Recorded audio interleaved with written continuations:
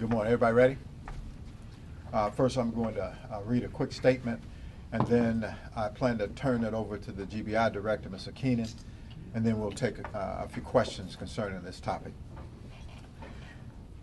Thank you all for coming this morning. Thank you, the Director of the GBI, Mr. Vernon Keenan, for joining us this morning. We're here to announce that effectively immediately, the Atlanta Police Department officers involved shootings, as well as any use of force where death or serious injuries occur, will now be investigated by the GBI. This change comes as we continue to align ourselves with the findings of the 21st Century Policing Report. I do not come to this decision by myself. After thorough conversation with staff and city leaders, we've come to this decision.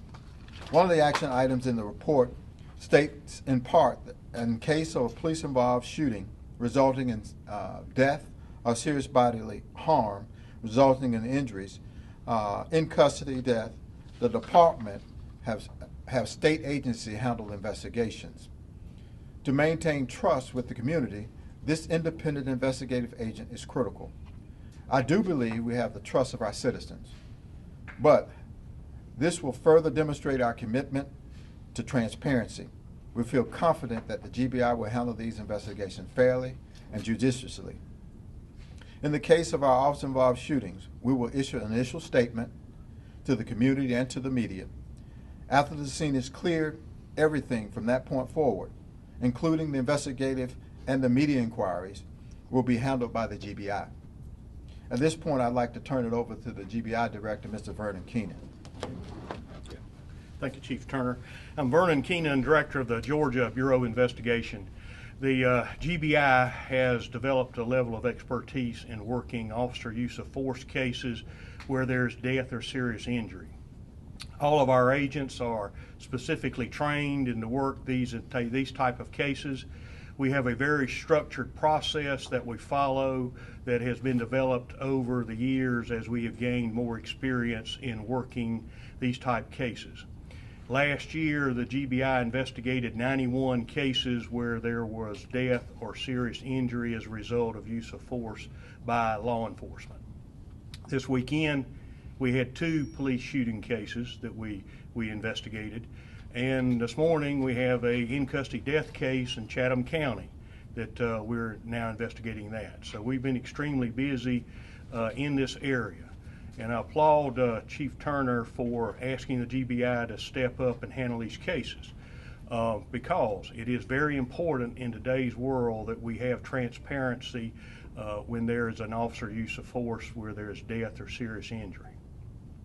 Because we have do so much work in this area, it has been very taxing on the resources of the GBI because it takes a tremendous amount of investigative effort to work the case. It's very important that there be no stone left unturned in the investigation and that the investigation go forward as rapidly as possible so that we can bring answers to the community and we can provide an investigative file to the district attorney who makes a decision. Is the officer use of force case legally justified? GBI does not make those determinations. We are the fact finders. Now, Governor Nathan Deal put in his budget funding for 20 additional agents to work these type cases because our resources have been devoted, been stretched so much in this area. And we're hoping that the General Assembly will follow through with the governor's recommendation and fund the additional agents. Should this occur, then we will have 5 agents will be stationed here in Metro Atlanta to handle the volume of cases that we're now working. We've taken on all of the major law enforcement agencies in handling these type cases. This is today's environment. So with that, answer any questions. Director, how many have you picked up just this year alone? I know DeKalb's one of them, and you pick up several agencies. Well, we were already handling the officer use of force cases for the large law enforcement agencies outside of Metro Atlanta. But this year, the Gwinnett County Police Department and the DeKalb County Police Department came over to GBI headquarters to meet with me. They brought their command staffs, and then they asked us to take over their investigations. We were already conducting investigations for the smaller agencies here in Metro Atlanta. So with the Atlanta Police Department asking us to take over their use of force cases, this is the remaining large agency. That there may be one or two more that I'm not aware of that not had discussions with us, but these are the major agencies. It does, that budget item is not granted. I mean, how difficult would it be to do this without those 20 additional agents? It would be very difficult. We are now currently, when we have an officer use of force case occurs and we respond, we're having to pull agents from the child sex trafficking unit, pull it off public corruption cases, and other investigative units having to contribute to the response. There are those in the public who have this belief that if the GBI is investigating, that more officers are actually going to end up being indicted. That hasn't really proven to be the case. So what do you say to those who would support this move, but under that pretense? Well, I wouldn't know how to respond to that. What we find in our experience is that a thorough fact finding is the officer's best defense. The vast majority of the investigations that the GBI conducts, the outcome is that the officer was clearly justified in use of force. Many of the investigations that we conduct, the officer has used force because they were in a gun battle with criminals. But then we have the controversial cases that require a detailed analysis by the prosecutor to determine what is going to occur. But what GBI brings to the table and what we promise is a thorough fact finding with a transparency in the process, and then the outcome is going to be the district attorney will receive an investigative file, the Atlanta police chief will receive an investigative file, as the other agency heads do, and then when it's all over with, the GBI records are going to come out under open records, which we fully support. We want the investigative file to be public at the appropriate time. But not before it's submitted to the DA? There's no protocol for releasing part of it ahead of that? No, but here's the way we handle these cases. We balance the need to release information against releasing information that can impede the investigation. We try to release as much information as we can, as rapidly as we can, but we cannot let it affect the investigation. So it's a balancing act. Some cases we're able to release video if the shooting's captured on video. Other times we're not able to do that, depending on what the preference is of the district attorney. Chief Turner, what influenced you to say this is the right way to go? Was there a specific case?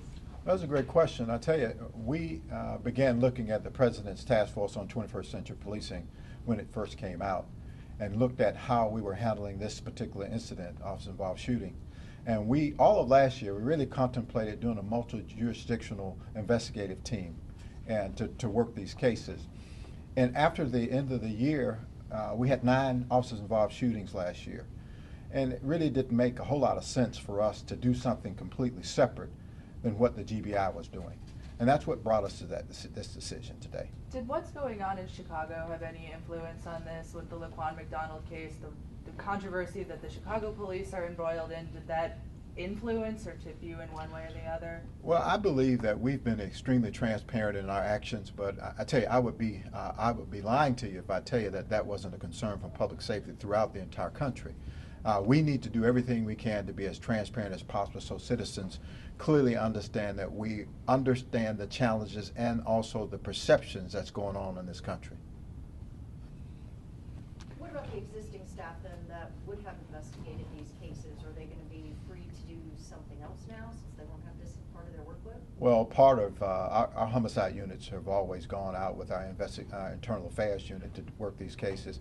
It's not like we're going to be freeing up any additional resources. It's just they'll have to continue to work the cases that we have. As you know, we worked 94 homicides last year, and they've done an excellent job. Had an 80+% clear-up rate. But the fact is, this will just allow them to concentrate on the issues that we're having to investigate inside of our department. Director Keenan, does GBI have the resources for this? I mean, you sort of alluded to the fact that there's a need for more staff if you take this on. I mean, where do you stand with this right now? We needed additional staff before we ever took on the Atlanta Police Department cases. I had prepared a white paper for Governor Deal and submitted it to him over our analysis of the resources we needed to handle these cases across the state. Because we've been having to pull agents off of other investigations to handle these cases.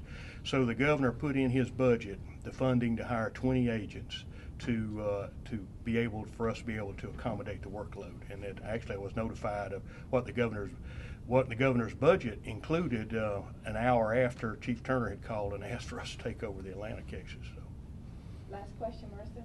Yes, Chief Turner, for the 9 cases that you all had for last year, will you all keep those or turn those over to the GBI as well? Well, we'll continue to work those. The majority of those cases have cleared, and and the ones that we've submitted to our district attorney the investigations, so that they'll make the determination whether to move forward with those as to indict the actual officers. Thank you all. Thank you.